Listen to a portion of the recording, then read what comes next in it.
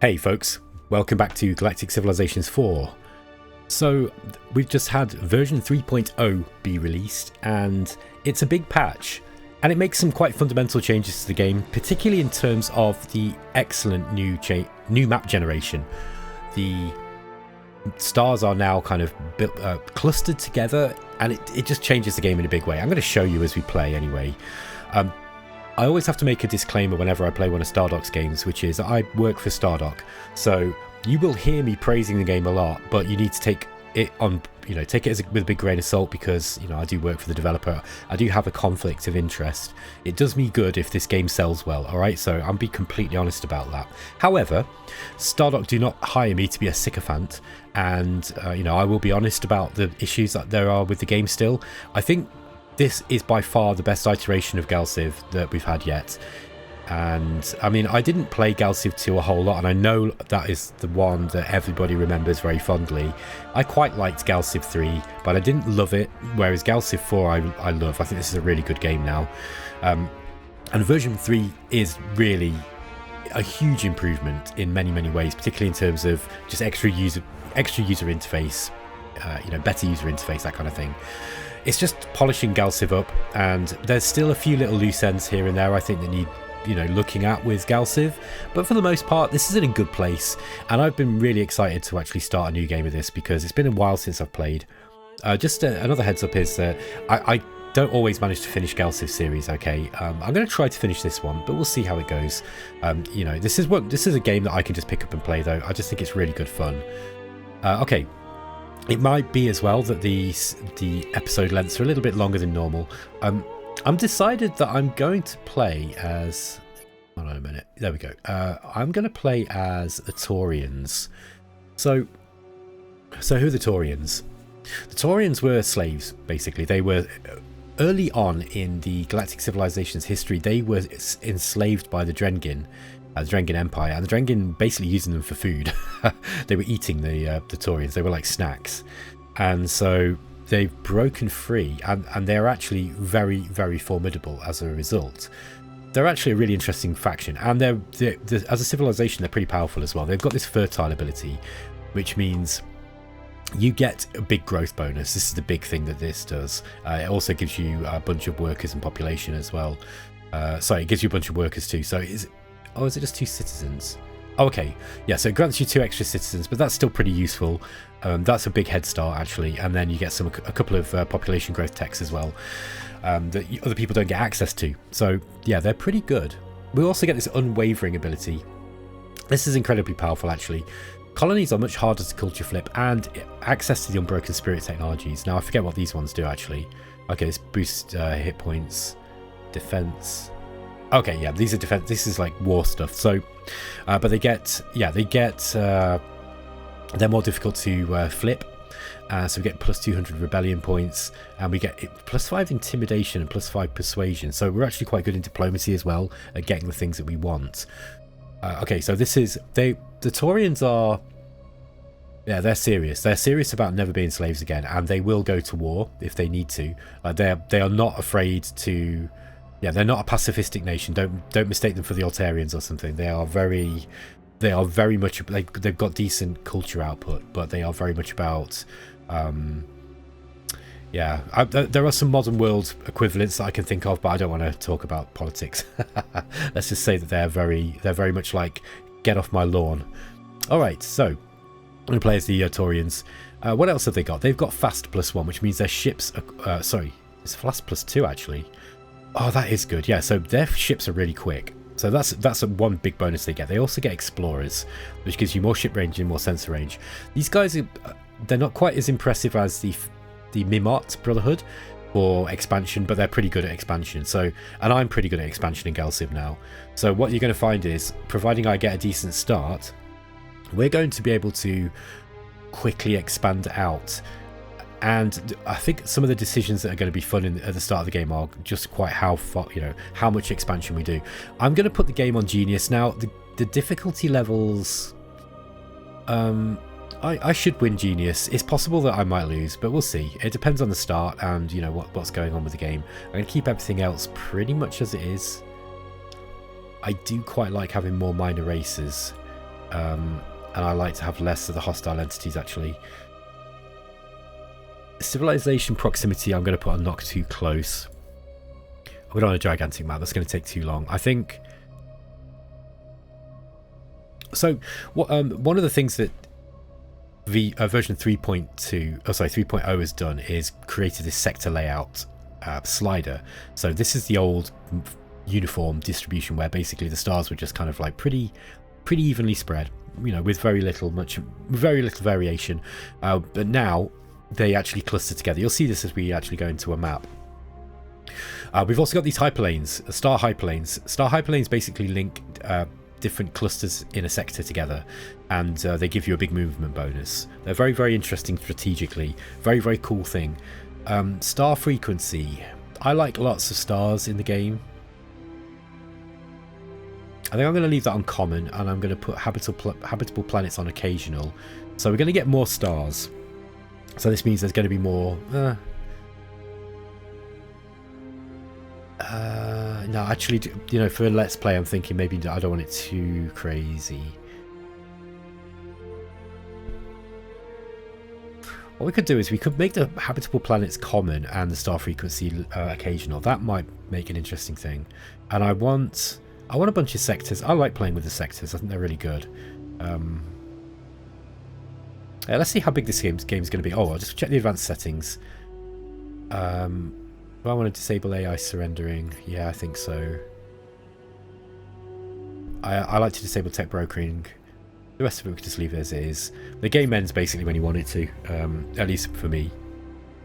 If you want to end the game, you can just go for a tech victory. Okay, this is going to be quite difficult, I think. Let's get... Well, we need the Drengin, sorry, in. I think we want those guys in because they're very thematic to the Torians. Let's get the humans in because we want someone to be friends with, potentially. I'm going to play with core civs, guys. I really do like the Alien GPT system, by the way, but I just think that the core civs are just so well done that just when I'm playing for fun, you know, just personally, I think it really brings out, I think it really shows the best of GalCiv, actually, just with how well just with how distinct these civilizations are. They are really, really distinct. Okay, we want some threatening ones in there, so I think we're going to put the Kryn in. The Kryn are... I really like playing these now, but these are quite aggressive. I think also we'll put the Torians in, because they're a threat, but they're not necessarily a military threat. Like the Kryn, they can be... They just push you on with influence very, very hard. We've got the Mimot. They're also a threat in terms of they're going to be trying to outpace us in, you know, with the colonization. We want someone more threatening as well. Cosmic Contaminant are a good one to put in, I think, and then maybe Thestron. Then we've got the corporate sector, who are kind of neutrals. Baratak Grove are kind of like that too. These guys don't do any diplomacy.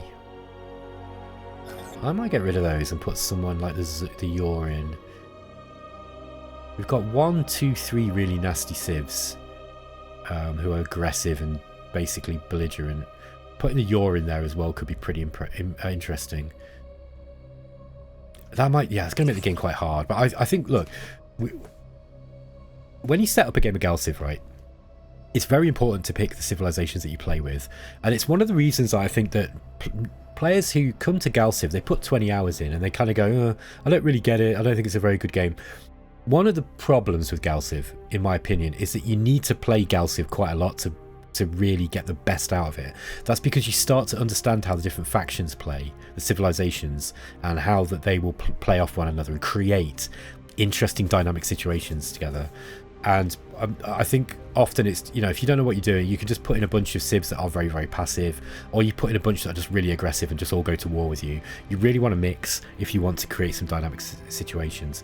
All of these, by the way, are potentially dangerous, but at least we've got with the Altarians, the the Mimot, and the Terrans, we've got a bunch of people who are a little bit more like, you know, a little bit more potentially friendly. Although the Terrans are quite expansionist, but yeah, this should be good. I think this should be a good mix. I might put another player in, because this is recommended 10. I might put 11 in, just to make things a little bit more squished. And we've got the Yor. Right, let's get the Iconians in there as well. So we've got a few grudge matches in here, because we've got the Baratak Grove and the Cosmic Contaminant, who are basically diametrically opposed to one another in terms of what they do. One wants to pollute the galaxy, one wants to clean it up. And then we've got the Drengin and the Torians ourselves, who are mortal enemies and will never be friends. Then we've got the Terran Alliance and the Drengin as well. Everyone hates the Drengin. The Thestron are just dangerous. The Yor are just dangerous, and they've got a grudge match going with the Iconians. Yeah, this should be good. I think this should be a good map. It'll be a little bit squeezed in, but we'll see.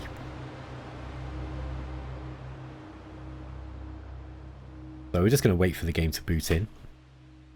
It's just generating the map. Now, I'm going to go in blind. So often what you'll see, if you watch someone like Daz Tactic play, and other, you know, kind of GalCiv vets, what they often do is they'll sometimes use a cheat just to see what the map looks like. And that's absolutely fine if you like doing that. I often do that, by the way. But I think for a Let's Play, what's going to make this interesting is because I'm a reasonably strong GalCiv player now, and most of the challenge will come for me from situations I'm not expecting, basically. And I'm much more interested. I'd rather have a game that is challenging and throws me out and makes me play hard and properly than, you know, kind of an easy ruffle stomp.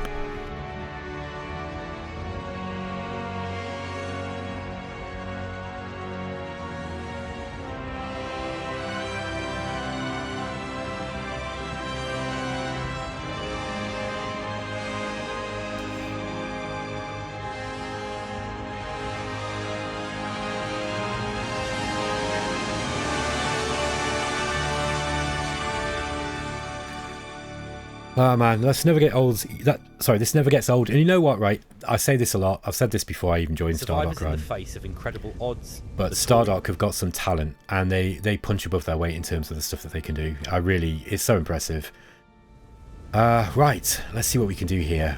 So we're starting in Toria. We are see what I mean by this clustered system now. These clustered star systems. It's not that easy to get to other parts of the sector. So we've got a bunch of sectors. I expect we've probably got one or two other civilizations here with us. So it's not a lot of space to move out into. I think the first thing we're going to do is use a telescope takeover and just see what we can see.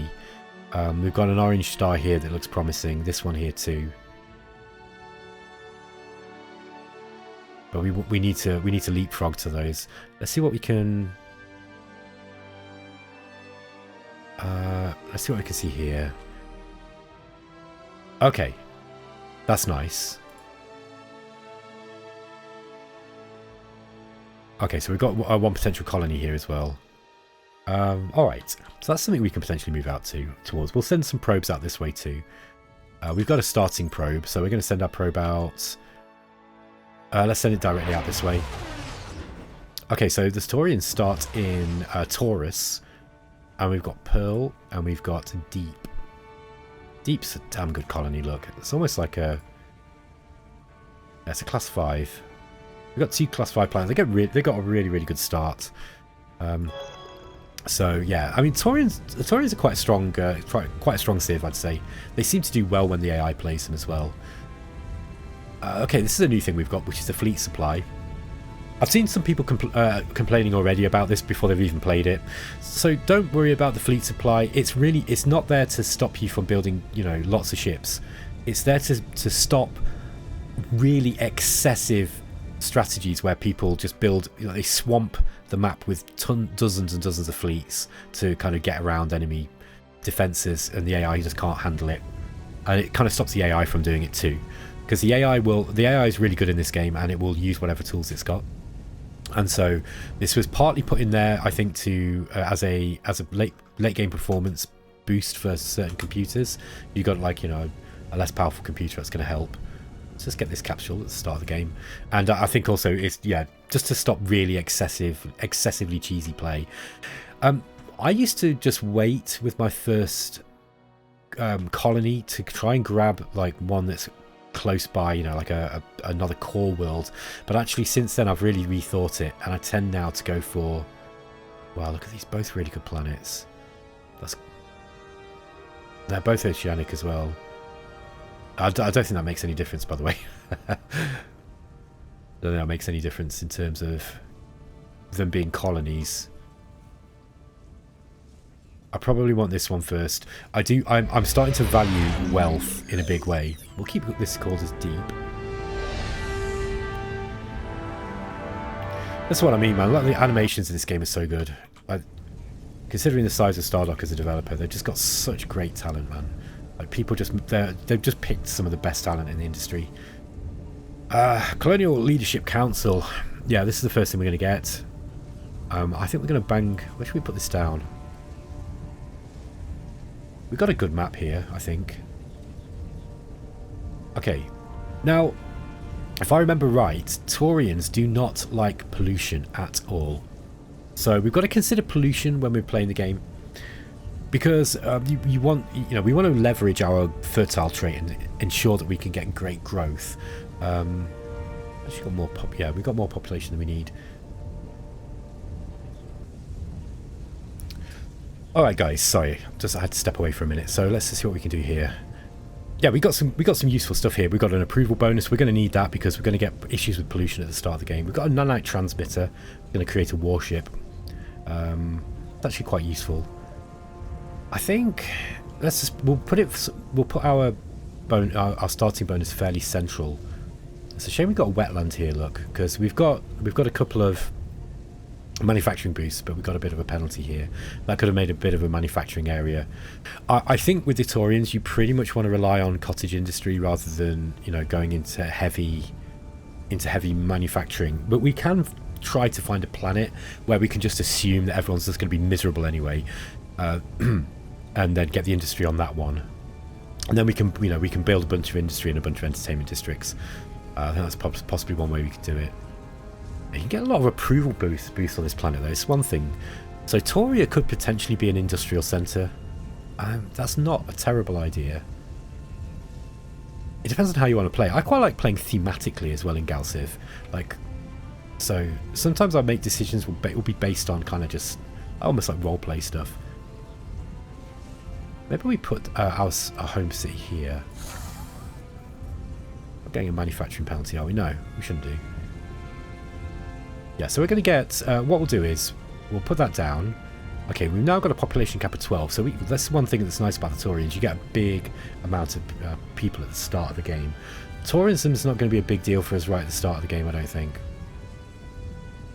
But this would be a good planet for a tourist planet. I'm a little bit... I don't always put my civilization achievements down early now. There's one thing that I've stopped doing. I sometimes switch them. I wait until I find better planets, but I think in this case we might put the Great School down pretty early because this is going to give us a big intelligence boost to our Torians. And as you can see, they're not the smartest guys. They're not stupid. They're not particularly stupid, but they're kind of mid. And yeah, putting this down will help. Also, the tide pools is really good. This gives us an approval and influence growth early in the game too. Yeah, and you'll notice we don't get an improvement for industry. That's by design. Okay, I think like this could be a good place for this, or here, and we could surround this. Yeah, I think I'll put that there, and I might rush build that.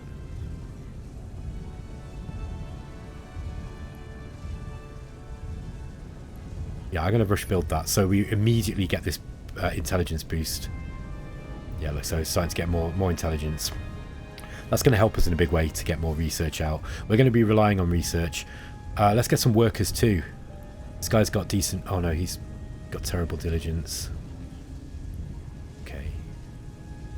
Got plenty of food. Yeah, we just want to increase those.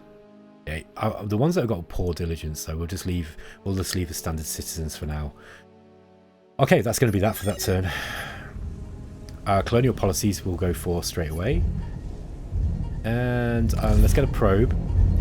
And I'm going to wait a turn, and then I'll wait a couple of turns, and then rush build it. You have to be aware that rush building actually gives you a happiness penalty, but we're okay at the moment. Okay, here we go. So, what do we got? Tistriana Arde.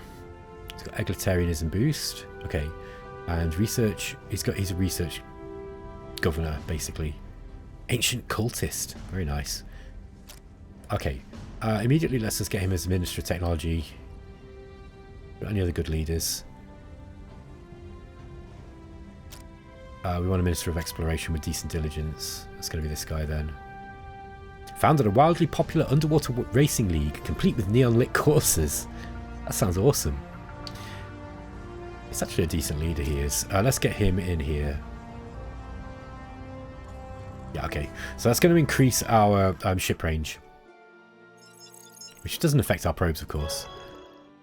Okay. We've also got the opportunity to get... it's going to give us 3 free colony ships. Also, we've got collectivism as well. Now... Okay, yeah, so we got a bit of a discount on this. Is there anything else we could take?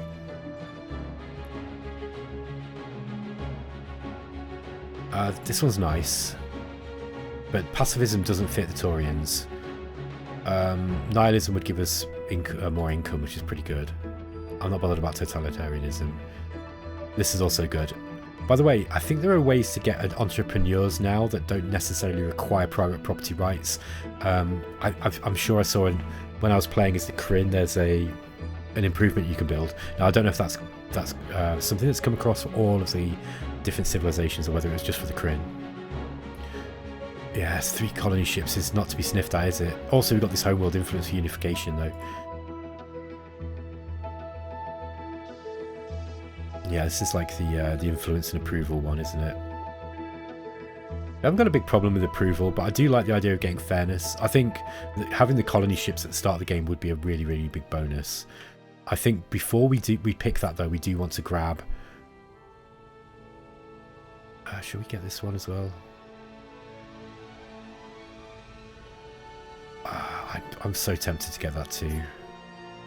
Yeah, let's get the drafts colonists. It just caused a bit of a problem in terms of your approval. But let's colonize Pearl. That's just going to increase our base, planetary outputs here on Toria. Okay, what do we want next? I don't think we're going to get much from tourism in the early game. I'm going to leave that for a minute. I think the tide pools is probably a good bet, or we can get some influence. Yeah, let's get 1 manufacturing district up. Too expensive to rush build, but I think it is a good idea to probably rush build this. Yeah, it's still expensive, isn't it? Once we've got colonial policies, we'll be able to set our tax rate, so... Okay, influence is growing. In the wake of their hard-won liberation, the Torians stand amidst the remnants of Drengan oppression, now with a newfound autonomy pulsating within their grasp. Surrounded by the alien technology of their former overlords, they grapple with its enigmatic potential. From the dense jungles of Toria Prime, strategic minds converge, debating the fate of the advanced arsenal now at their fins. Will they dismantle the relics of subjugation to prevent future tyranny, repurpose them to fortify their liberated worlds, or set forth as harbingers of peace in the interstellar theatre? The choice the Torians make will redefine their destiny among the stars. I was going to turn this off. No, the thing is, this is my voice, for those of you who don't know. I'm pretty sure I was like the first AI voice actor in a video game. At least that's what my boss was saying, and I think it's likely. I can't find any other games that came before where somebody, had their voice synthesized and put into an AI. But this is me, and it speaks in a kind of like Southern English accent, and it's hilarious because I'm actually from the Midlands. I'm from Derby in the United Kingdom. So it doesn't sound anything like me to me because of the accent that it's speaking in. Okay, I think what we're going to do is, I like the Torian telescope. That's going to give us sensor range, but we've also got the Drengan tech cache as well. It's going to give us research, I think it is. Oh, we've got the cultural revival center. These are all removable, by the way, so you don't have to keep them. I thought telescope might be a good idea. This is going to give us an idea of where we can go early. Where did that go? There it is. Okay, so it did put it down on one of our nice approval tiles, but I don't think we're going to need that too much. So yeah, look, this has increased sensor range by 10, and we can increase it. But it's actually, we've got a bonus already, look. It's getting an adjacency bonus, so that's actually pretty useful that it was put there. I'd rather it went on here or something, but that's okay. It's a bit of a gamble, and that's by design. Okay, colonial policies has opened up. That means we can start assigning policies and stuff. Have we got any asteroids? Yes, we have. Asteroid mine is a bit of a no-brainer then. Yeah, this is no longer the Universal Translator. I think it used to give you a policy, either that or it's. I might be thinking of hyperwave radio there, but yeah, let's get asteroid mining in. I think it's a really useful one if you're not going if you're caring about pollution, you really want to be doing a lot of asteroid mining. Okay. Now we've got let's see what we can do in terms of our tax rate. Population boom. Now this reduces your income, but it increases approval and growth. Let's just have a look at what our growth is pretty good already. By the way, we can actually build a recruiting station. This is 100 credits and gives you +5 growth. Again, bit of a no-brainer on your first planet at least.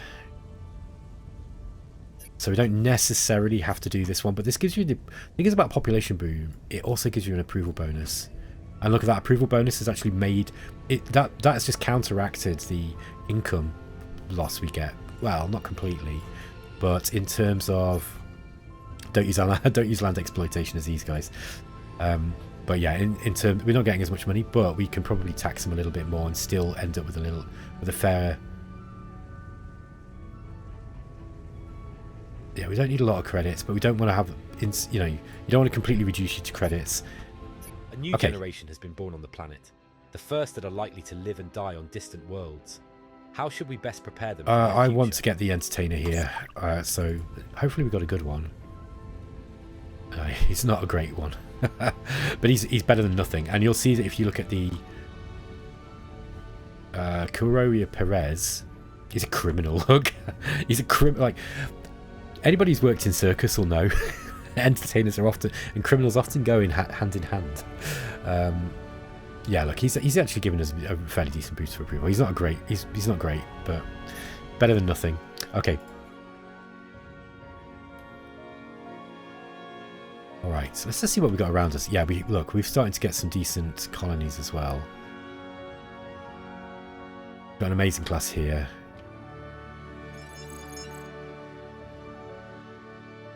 I want another probe as soon as possible. Let's send this guy out, but I'm going to send him this way first. And then this way. Okay, we've got our first survey.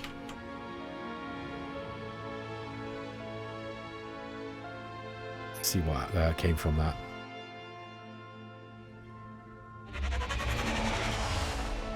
Our explorers have uncovered an Arnorian weapon core within an ancient capsule. This advanced device appears to be a compact energy amplifier designed to enhance weapon output far beyond conventional. But I like the credits in the early game, so I'm going to sell that. Oh, we've got a Minister of Colonization available too. Now, this is not. We don't need to put anybody in there yet, but it might be wise just keeping an eye. Okay, he's got a cybernetic implant, charismatic, former sailor. He's expensive. But might make a good commander.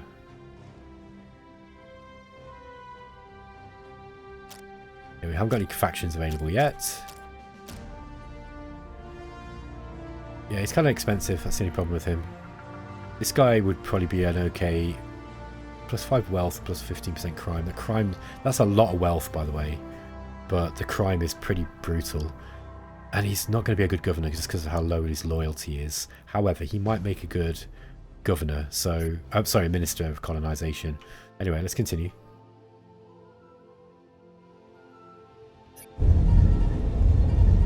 We want another probe. I was going to rush build that probe at the first one, but I decided against it. Money's a little bit tight in the early game. Or credits are a little bit tight. And there will be once we start building stuff too. What do we got here? Nothing. Okay. Let's send this one out this way, and then we'll send it back, kind of back down here. I want a bunch of probes. I also want to get some very early colony ships out if we can. Yeah, we got really, really bad... what's the word? We've got really, really bad industry. Let's go for which one was it? Oh. That's the constructors. Egalitarianism, that was the one. We wanted fairness. That's the colony ships. Let's go and grab those now, and we can start colonizing some of these planets. Let's send this one out here. Let's see what citizen we've got. Okay, that's not a great one. Might be better off going there. Okay, that's a bit better. Send that one out to this planet here, because this could be a potential core world. Both these can be potential core worlds, but I think for the moment we'll just have them as feeder planets. Have we got one more?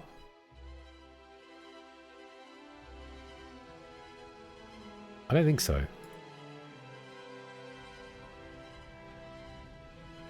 By the way, I don't know if I mentioned when I started, but so I said, you know, there would be times that I might criticize the game, and I'm not playing with megastructures, and the reason is at the moment I feel that when you're playing on a larger map like this, there's just too much gigamass. Like people complained, they didn't really understand that the whole point of gigamass was that it was supposed to be limited, even though I did my best to communicate this, and you know, Stardock did their best to communicate it, but people still complained and bitched about it. So they got their way, and now there's too much gigamass in my opinion. So I don't think I don't really like megastructures when there's too much gigamass. I think it's just overpowered. So I've deactivated it for this. I might mod it, or, you know, maybe if I can convince the designers to tone it back a little bit, because I just don't think it's just a bit, yeah. It's cool to have some powerful stuff like the Stellar Nexus, yeah. But when you've got, I mean, the last game I played, I had like 250 gigamass just kicking around, and that's like what, you know, you just basically build everything.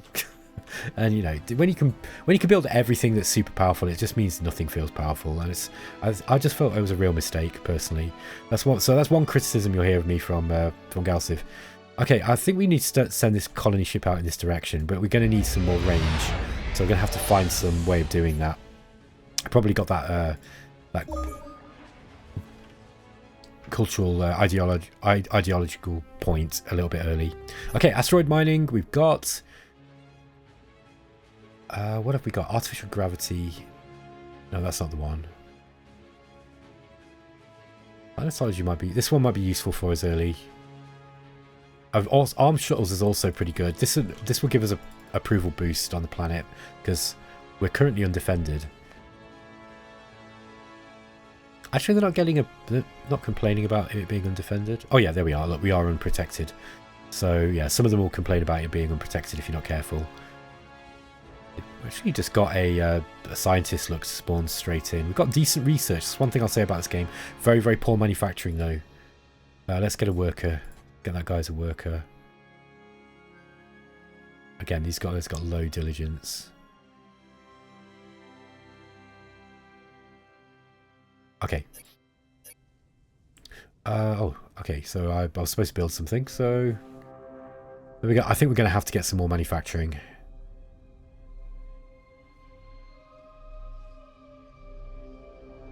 Yeah, I think what we'll do is we'll put some manufacturing districts up, and then, you know, if pollution gets a little bit too high, we'll put an atmospheric cleanser down when we've got that technology. Let's get this asteroid miner in. We'll grab this big bunch here. That's going to give us a decent boost to our manufacturing, and I think, yeah, you get it for technology and wealth as well, which is really good. That's helped us. Oh, by the way, here's a new feature. So we've got this new civilization focus thing too. I forgot about this. So what we should be doing is probably putting this into growth. But basically this is designed to reduce, you know, the whole point of GalCiv's faction system here, right, was this was a way for you to kind of alter your industry in a more long-term way that discouraged micromanagement, because it's kind of a bit of a faff to kind of have to ditch, you know, leaders in and out of it. So it gives you some very interesting bonuses, and it's well made. This is, I really like the design. I think it's really clever, but Oh, and also then you've got the Civ policies as well. So this is another way that you can kind of like, you know, tinker with your industry to get certain effects, like you want more productivity, or you know, manufacturing, or maybe you want more research, whatever. But if you did get a problem, like, you know, oh damn, just for a few turns I need to get more credits, it meant that because even though this was designed to discourage micromanagement, it meant that if you did have to do, you know, turn by turn changes, it was quite laborious. So Stardock recognised this, and they've put this civilization focus, and this thing is a flat 25% bonus to any of these things: growth, gross income, research, military, manufacturing, and manufacturing, right? And this basically is there, so it's like a one button, just give me a boost. Yeah, so I need more research, I need more military, I need more production, whatever. So you just bang it into whatever you need. I'm actually going to put it into manufacturing because we need manufacturing, but that it's designed so that if you've got a problem, you can just one button fix it, and you don't have to sort of go in here and spend too much time kind of like moving everything around. I quite like it. I think it's kind of like a good fix for a little problem that they created by trying to reduce micromanagement. Okay, look at this. Oh, we've got another planet here, so yeah, let's go grab this one until we're ready to grab this. Oh, we got another one here too. Oh, that's an excellent world. Okay. Well, that one's gone out that way now. Let's get a spawner. And I think I'll rush build this probe. So we just got one more probe coming out quickly, I should say. Let's get these asteroids. Yeah, Torian's a good starting system, look. You do actually get some reasonable manufacturing, even though you're not really able to rely too much on the industrial districts.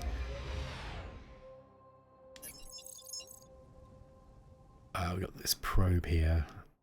Let's send this guy out this way. And then I think we come around like that. Yeah, why not?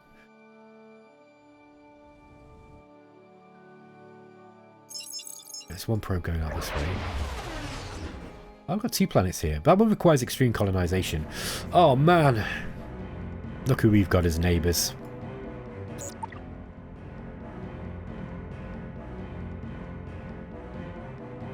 Yeah, we need to research Universal Translator. I don't think we can trade anything. Yeah, we can't trade anything here. It's interesting, you can see... Go away, you don't make sense. Okay, so we got the... We've started right next to the yaw. This might be a tough game, but we'll see. I'm quite good at yaw killing now, because I seem to run into the yaw in every game that I play as my neighbours. It's partly because I pick them for pretty much every game I play as well. I think I'm going to send this probe out this direction. This is a bad event. Okay. So minus 25% approval for 5 months. 25% growth for 20 months. No, I think we'll just quarantine them and just take the approval hit. This is going to hurt, look. But I think what we'll do is we'll just reduce the tax rate just for a few turns, just to cover for that. So let's just drop there. Let's just ease their tax burden while they're all in lockdown. Okay. So as you can see, we got the yaw singularity. Where are they? Where did we bump into the yaw? If they're really close to us, we're going to have to get aggressive, I think, in the early game. We have encountered a faction of strange aliens. Okay. So far, we've been... So yeah, I'm going to start a way to communicate mission. That's going to give us a little bit of a bonus, by the way, for a tech that we were going to get anyway. Okay. So we've got another cluster over here. I do want to check that cluster. Let's just go see what's in there. Actually, I think... Okay, let's get the increased movement speed. I do like the constructors. Mind you, that's pretty good. Yeah, I think I'll get the constructors. The reason being is because we've got antimatter here, we've got durantium, and we want to. If the yaw are nearby, we need to grab that durantium before the yaw get it. So I think we'll go for starbase modules.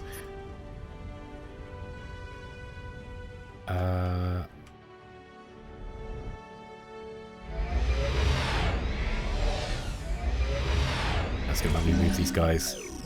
Rook to bat. I got some more. We've got some asteroids there we can grab too, so building an asteroid miner wouldn't be a terrible idea once we've got the opportunity. Can we build anything else here? No. Okay, we've got another Torian citizen. Yeah, look, we are growing Saurians really, really quickly. Okay, it's another guy is not much use. Should we increase approval? No, I want to get more. Oh, we can't put that there.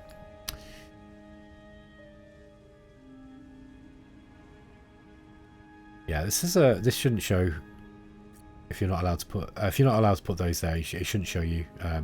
It's like I don't know if that's a bug or whether it's a bit of an oversight. Okay. 10 culture points. Definitely worth getting, isn't it? It's going to increase wealth as well. We're going to have to put some wealth buildings up somewhere.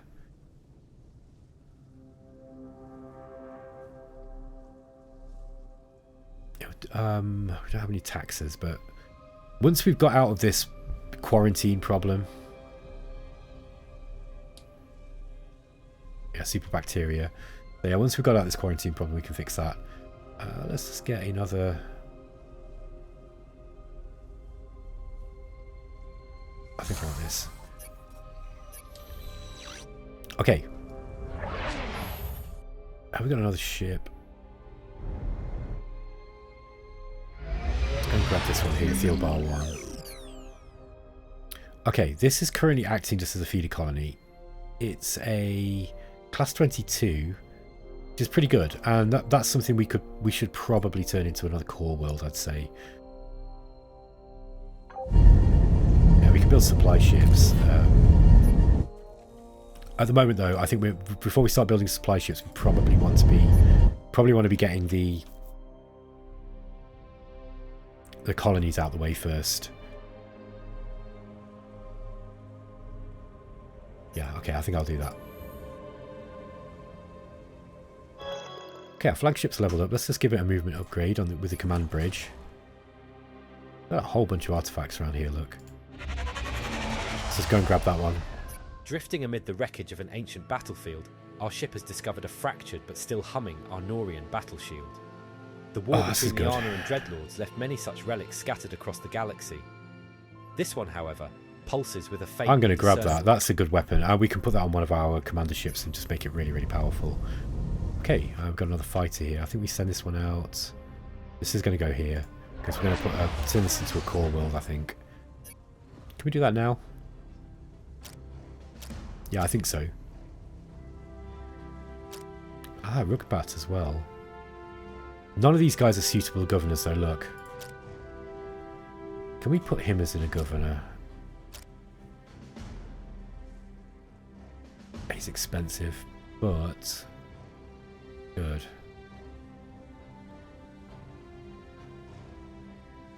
He'd be a good. Problem. It's just a shame he's got such low loyalty, look, because he's got that +5 wealth thing. That's really powerful.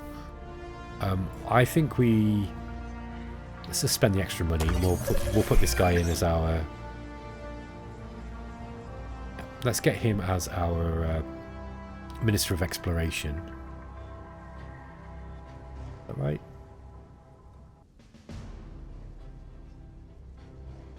He wants to be the technology. We want this guy as Minister of Exploration.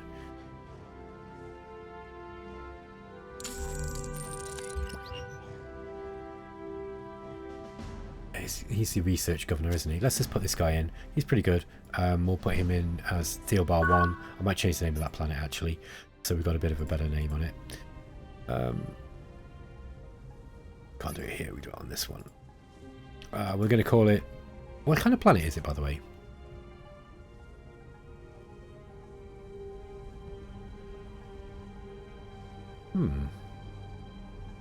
Okay. I'm going to put this down here, I think. That would give us more population. But we can always just put a house on that. I think getting the benefit here would be nice. The adjacency bonus. Planetary generator is going to cause some pollution, but not a huge amount. Yeah, let's put that there. It's a little bit too expensive to rush. Now we can start actually transporting population over from Toria. We don't need to do that quite yet, I don't think. But if we've got anybody with low expectations, it'll be useful. I'll come up with a name for Thielbar in a minute.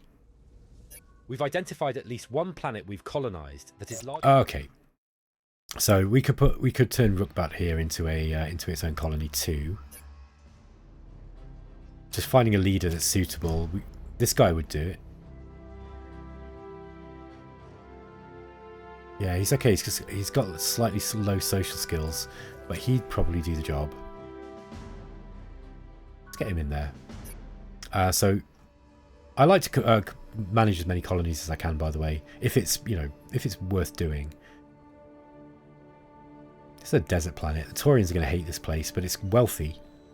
Look at this. Manufacturing. We've also got wealth stuff here too. So we could make this a manufacturing planet. It doesn't have great planetary inputs, but we can make something of it. Especially if we go, you know, I think this is going to be a wealth generation planet, look. Pretty much. We could really just lean into that in a big way. Yeah, we could even sacrifice the that mining or that manufacturing bonus. Establishing a new core world. There we go. With this development, okay, that's given us approval for a little while. Now, do we still have this penalty from the lockdown? Yeah, the super bacteria. Yeah, we do. Put another thing up. Okay, let's put a manufacturing district up here for now, just because we do need some kind of manufacturing. Looks like we're going to need a supply ship to get that one going.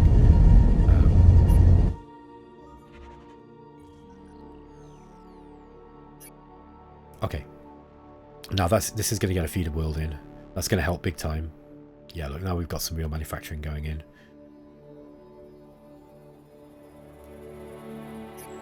Look, we can actually put a planetary generator here. That might be a better idea. Yeah, maybe we put manufacturing here. Something like that. Alternatively, we put it here. Use that for manufacturing and then try to portion the rest off for wealth. I don't think we need to do that. Okay, continue. Send out probes. See what we can find. There's a yaw probe. I think the yaw must be around here. Okay, there's a yellow star with nothing there. We're going to get a couple of constructors in a minute. Territories thrive beneath the glow of alien suns. They become a melting pot of cultural diversity and self-sufficiency. This blend stokes their aspirations for increased independence. Their voices travel across the vast expanse of space, resonating within the corridors of authority on the homeworld. Okay, we're going to get more supply attrition, but this is going to be, it's going to give us +5 wealth on all our worlds, which is well worth getting. So this should help. Let's just see if we've still got that super bacteria bonus. Yeah, we do. I do need to increase taxes a little bit though, I think, because that's pretty fierce what we're losing there. Let's just increase. I'm going to give us a growth boost with that bonus. Yeah, we'll be able to start sending citizens off as well when we need to. We can probably use Toria as a bit of a nice growth planet. Okay.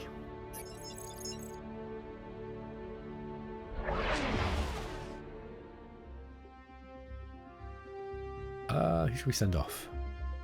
Someone with decent resolve, I think. Have we got anybody with resolve more than 2? Or diligence, sorry. Let's just send this guy. And we've got the Starbase modules tech, so we've got a couple of constructors. Let's get the artificial galaxy. Oh, no. Yeah, let's get the universal translator so we can at least communicate with the yaw. Not that we're going to have much to say to those guys. Let's get this excellent planet out here. And then we've got this one in range 2. I think we want to probably... let's get another spawner before we even go for the supply ship. I'd like to get that out as fast as possible. First constructor. Let's get that over here and go and grab this Durantium. The second one I might turn into a manufacturing starbase. Promethean here too. I feel like we probably want to get that as soon as possible. So if you can hear pinging in the background, it's because I'm getting messages. Okay. Go the tide pools. It's going to give us influence growth, and that's going to be pretty useful. And the approval bonus is going to be pretty useful too. Yeah, I think so.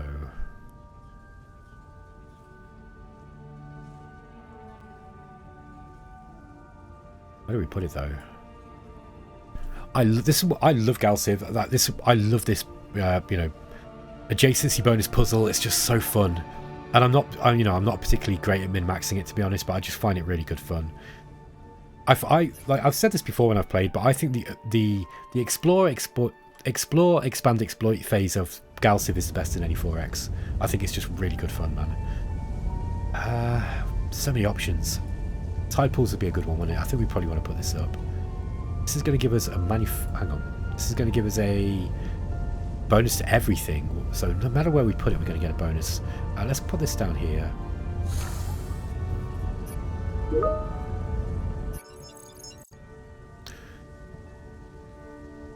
Oh gosh, we've recorded at 50 minutes. I'm going to end the episode here, folks. So it's not too long. Thanks for watching. I hope you're excited for a new series of GalCiv. I'm going to try and play this through relatively quickly, but we'll see how it goes. Thanks for watching. I'll catch you next time, guys. Take care.